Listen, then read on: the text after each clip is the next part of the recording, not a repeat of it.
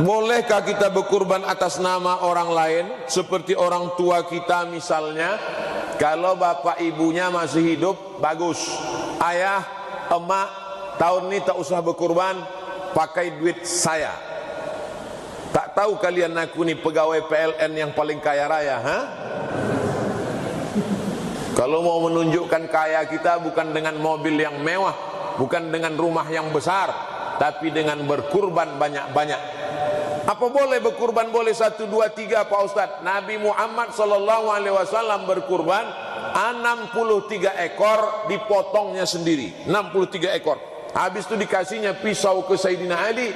Ali memotong 37 ekor. 37 tambah 63, 100 ekor sendirian. Belum pernah saya baca berita orang Indonesia motong 100 ekor sendiri, tak ada. Jadi kalau mau kaya, bercita-citalah berkurban 100 ekor onta sendirian. Onta tak ada, 100 ekor sapi limosin sendirian. Tak juga bisa 100 ekor kambing sendirian. Habis, tak ada kurban pakai burung puyuh, tak ada.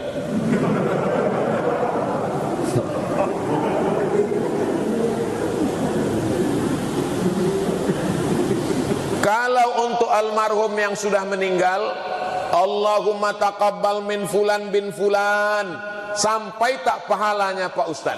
Dua dalilnya. Pertama, Nabi menyembelih kambing, Allahumma taqabbal min ummati Muhammad, terimalah kurban ini untuk umat Muhammad. Padahal waktu itu umat Muhammad sudah banyak yang meninggal dunia, karena berkurban dilaksanakan di Madinah, sedangkan sebelum itu sudah banyak yang meninggal di Makkah. Itu menunjukkan kurban sampai pada umat Muhammad SAW. Kambing yang kedua, Allahumma taqabbal min ali Muhammad, terima untuk keluarga Muhammad. Padahal kambing itu disembelih di Madinah, sebelum itu sudah meninggal keluarga Nabi Muhammad SAW, Khadijah di Makkah. Itu menunjukkan sampai untuk yang meninggal dunia. Sudah kusampaikan dalilnya. Ragu juga berkurban untuk almarhum almarhumah, tak ada dalil lagi, karena cerita tentang masalah ghaib, tak nampak iman. Kapan sebaiknya pembagian daging kurban dilaksanakan?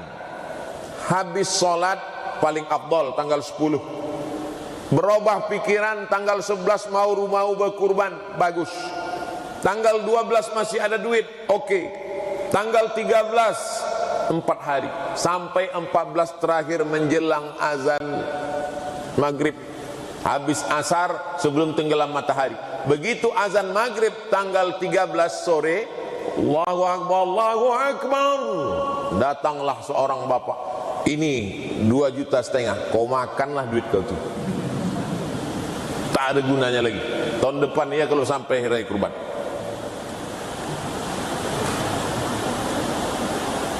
Bolehkah pelaksanaan kurban ni? Apakah pelaksanaan kurban ini juga disyariatkan kepada nabi-nabi sebelum Nabi Muhammad SAW? إِذْ قَرَّبَا قُرْبَانًا فَتُقُبِّلَ مِنْ أَحَدِهِمَا وَلَمْ يُتَقَبَّلْ مِنَ الْآخَرِ. Ingatlah ketika dua anak Adam berkurban, kurban yang satu diterima dan kurban yang satu lagi tidak diterima. Berkatalah kurban yang tak diterima kepada yang diterima, kenapa kurbanmu diterima Allah? Kata yang diterima kurban Habil menjawab, innama yataqabbalullahu minal muttaqin. Kurban hanya diterima bagi orang yang bertakwa. Jadi cerita masalah kurban, anak Nabi Adam, Qabil dan Habil sudah disuruh berkurban, tapi syariat kesempurnaan kurban apa ada pada Nabi Muhammad sallallahu alaihi wasallam. Sedangkan pada zaman Nabi Ibrahim alaihissalam, ya bunayya, wahai anakku, inni ara fil manam, aku melihat dalam mimpiku, anni azba'uka, aku menyembelih lehermu, fanzur madza tara, apa pendapatmu wahai anakku? Kata anaknya Ismail menjawab, ya abati, wahai ayahku, if'al ma tu'mar, laksanakan perintah Allah, satajulni insyaallahu minas sabirin, insyaallah aku sabar. Maka dibawanya lah anaknya itu ke tempat penyembelihan. Tempat penyembelihan itu sekarang diberi tugu warna putih, tiang pakai kubah kecil di bawah istana di atas bukit. di samping melontar jumroh Aqobah. Tengok ke atas, nampak. Mudah-mudahan nanti berangkat umroh bisa melihat itu. Amin. Ketika mau disembelih anak, fafadainahu bidzibhin azim, kami tebus anaknya itu dengan sembelihan seekor kambing domba yang besar. Allah tidak minta anak kita, Allah tak minta anak kesayangan kita seperti diminta Allah kepada Ibrahim, tapi yang diminta Allah hanya kambing kita. Jadi kalau ada orang bertanya, kenapa bukan anak kita Pak Ustaz? Kambing aja payah keluar, apalagi anak kau.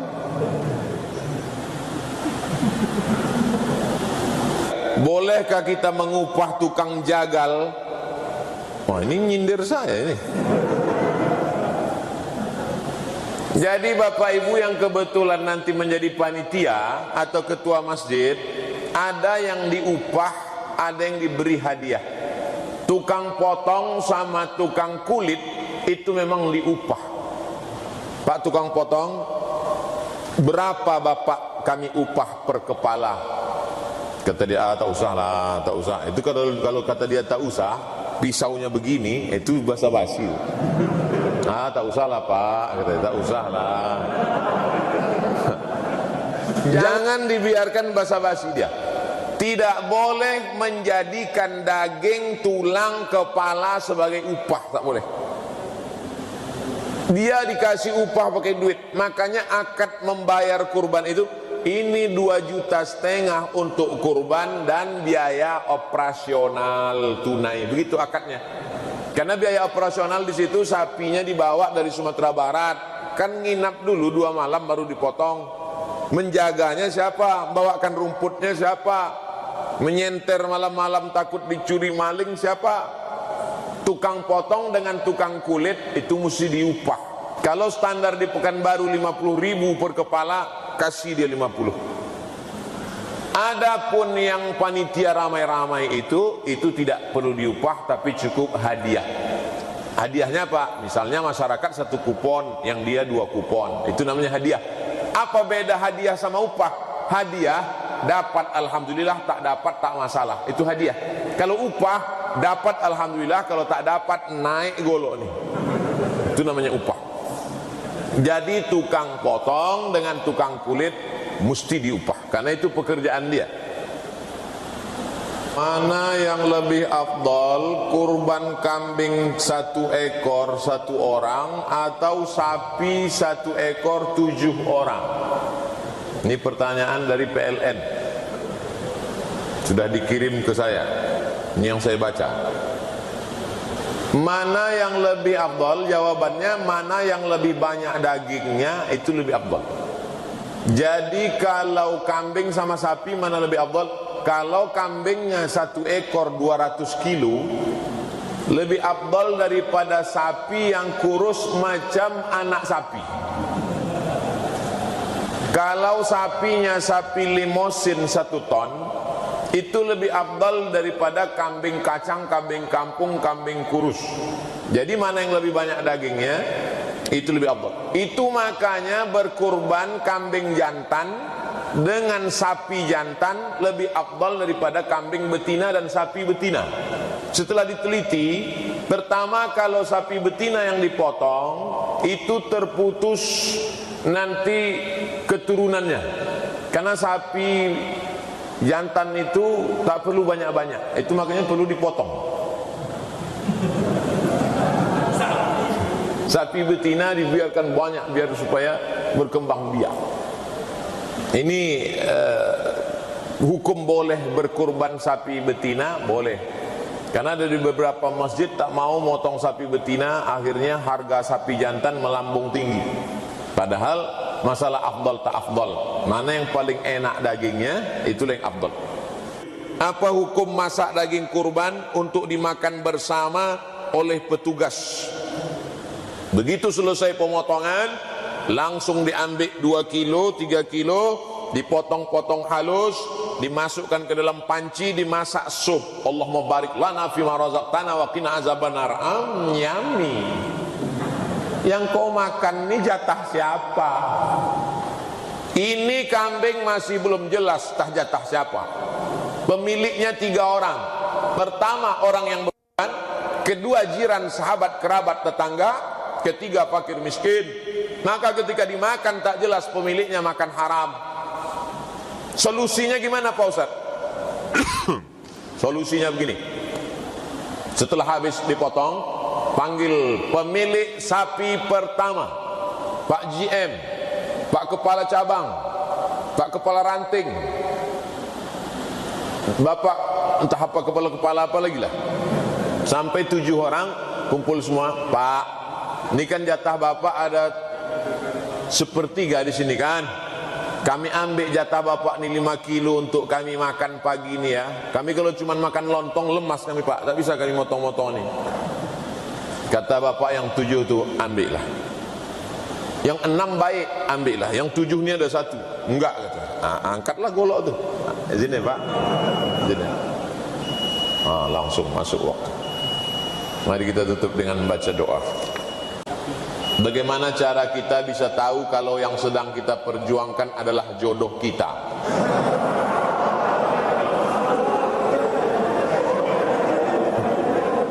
Orang anak muda sekarang ini terlalu banyak berteori-teori.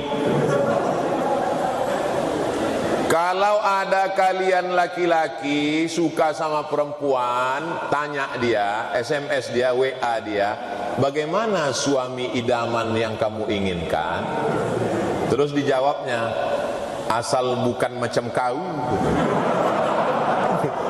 Kalau gitu kata dia, bagus kau cepat-cepat pergi sebelum disetrum bapaknya. Kebetulan bapaknya pegawai PLN pula kan. Tapi kalau kata dia, aku mau yang rajin pengajian di Masjid Abdiyah PLN, orangnya sudah kerja di kantor PLN. Itu berarti kaulah yang ditembaknya. Siap-siapalah datang. Jadi tak usah terlalu banyak berteori-teori. Banyak anak-anak muda ini berteori. Asal sudah kuat, istikharah, dia orang baik, tawakal ala Allah. Bawa bawa Pak Sarno kalau segan. Pak Sarno kan nanti Pak Sarno. Jangan bawa saya. Kalau saya kalian bawa saya gimana nanti? Apa hukum orang yang suka mengkafirkan orang lain? Seperti orang yang mengkafirkan pegawai PLN karena mati lampu.